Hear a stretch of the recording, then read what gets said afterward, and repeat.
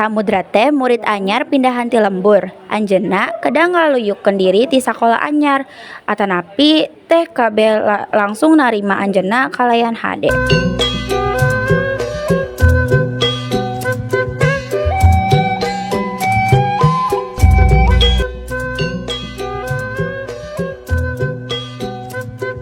Assalamualaikum, perkenalkan nami Abdi Samudra, Abdi murid pindahan ti lembur.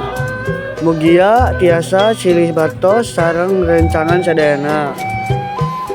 Waalaikumsalam, mangga Samudra, calik di gigireun Irwan.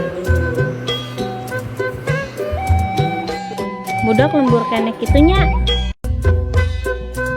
Katingalina pendiam pisan. Kayaknya pasti nurut wae lamun dipiwarang.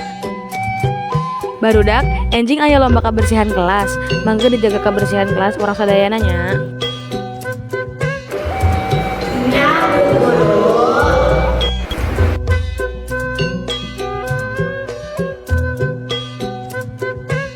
Nah jadi kieu kelas siga teu aya nu ngurus.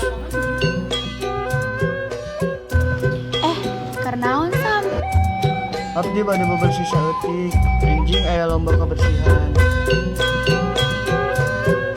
Sam, sekalian ya disampukeun nu beres nya. Sindi tong kitu atuh. Ieu kelas aya milik hiji dua unggul, urang sadayana kudu tanggung jawab. Sok jadi pahlawan kelas. Teu salah tuh diomongkeun ku manehna, urang tos SMA lain beunang hantik deui. Cindy Tiara, ibu ngadangu ti tadi. Ibu tengah duga nilai alus teu cukup lamun teu dibarengan ku sikap anu hade. Sam, Nuhun aya naon?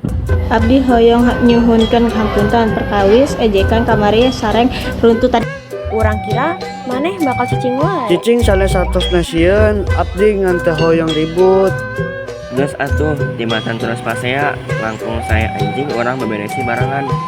Mohon semoga kita menang lombanya.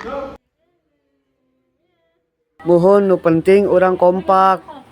Jadi murid SMA teh lain ukur soal nilai jeung gaya, tapi oge soal sikap jeung tanggung jawab. Ngahina batur moal ngajadikeun urang leuwih luhur. Lamun hayang dihargaan, urang kudu mimiti ngahargaan. Sakola teh lain saukur tempat diajar pelajaran, tapi tempat diajar jadi jalma anu leuwih hade.